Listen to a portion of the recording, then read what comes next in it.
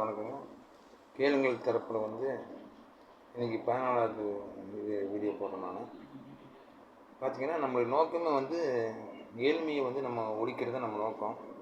அதுக்கு உண்டான முயற்சிகள் நான் பண்ணிகிட்ருக்கிறேன். கூடியூரில் அதை உங்களுக்கு அந்த யூடியூப்பில் தெரியப்படுத்துகிறேன்.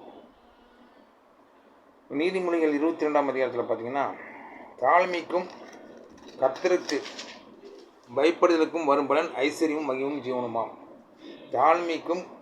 தாழ்மையாக இருக்கணும், கர்த்தருக்கு பயப்படணும். அதனால் வர பலன் நமக்கு என்னென்னா, ஐஸ்வர்யம்னா செல்வம், ஐஸ்வர்யமும் மகிமைனா நமக்கு ஒரு தனிப்பட்ட ஒரு சக்தி ஜீவனமாம், நீர் நாட்கள் ஜீவனமாம் இருக்குமாம்.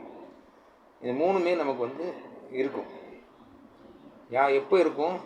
கர்த்தருக்கு பயப்படும் போதும் தாழ்மையாக இருக்கும்போதும் அது இருக்கும். மாறுபாடுடைய வழியிலே முள்ளுகளும் கண்ணிகளும் உண்டு. தன் ஆத்மாவை காக்கிறவன் அவளுக்கு தூரமாக விலகி போவான்.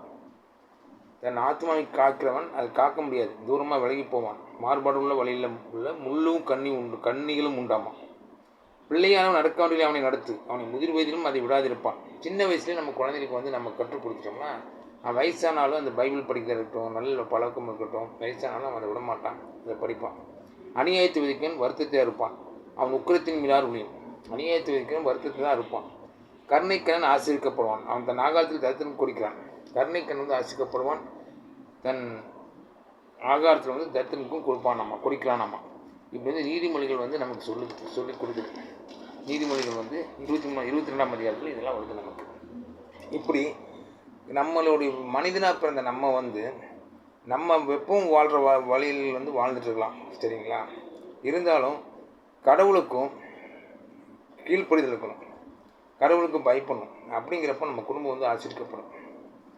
நம்ம குடும்பத்தை கௌரவமாக நடத்தி இது பண்ணிட்டோம்னா, அதன் மூலமாக நம்ம குடும்பம் நம்ம மனைவின்னு இல்லை, அதன் மூலமாக நம்ம நல்லா இருந்தோம்னா 4 பேருக்கு நல்லது செய்யலாம்.